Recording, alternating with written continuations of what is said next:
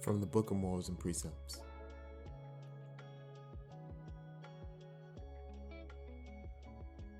Courage.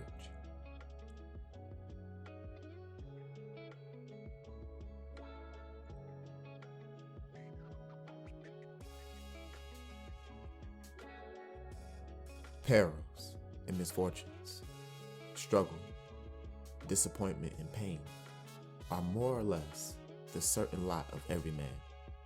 Therefore, it is meet that every man be fortified with courage and fortitude, that he may bear with appropriate resolution his allotted share of the burden of mankind. As the ass plods along, laboring under its burden, and suffering heat and thirst through the dangers of the burning sands of wilderness, and falters not, so must the courage and fortitude of man sustain him through the dangers of life which beset his way. The timid man listens to the cry of his body. His limbs tremble, and his stomach turns to water. His littleness of heart has no place for courage and audacity. The courageous man is one of God's men. He listens to his heart. His face is bold, and his blow is sure. His fierce countenance and audacious plans overwhelm his adversary. His opponent passes into his possession. His wife walks abroad with confidence and sleeps soundly. The courageous man is never the slave of change and chance. His pleasures and contentment do not depend on the whims of fickle fortune.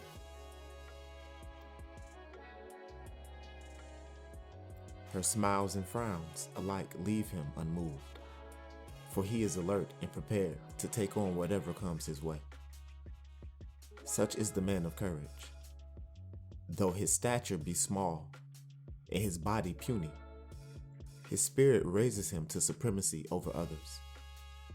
The courage of a man who lacks strength, or of one who is at a disadvantage, is greater than that of a powerful man attacking the same adversary.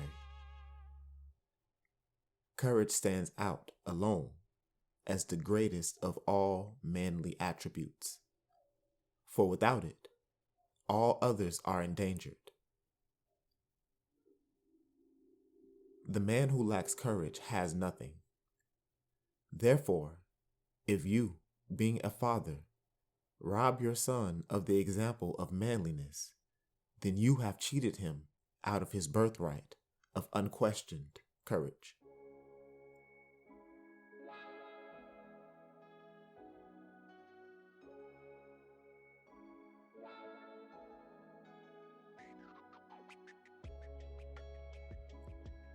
Courage and manliness are passed from father to son by example and instruction. These every man can give. And though he be the poorest man of no account, by passing them on to his son, he leaves an inheritance beyond riches.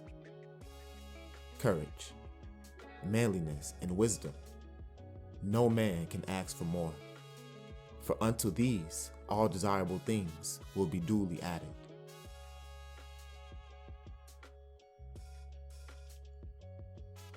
Courage is a quality of the spirit, not of the body.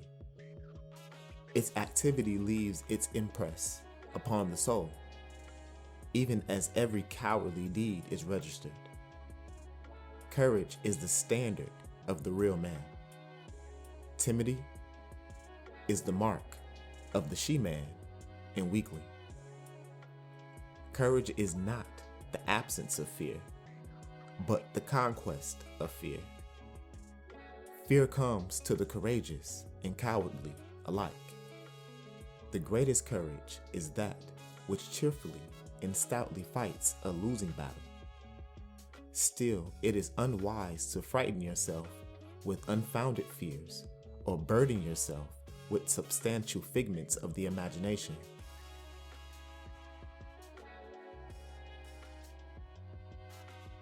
For such things are unwholesome phantoms of the mire, which would drag you down to destruction.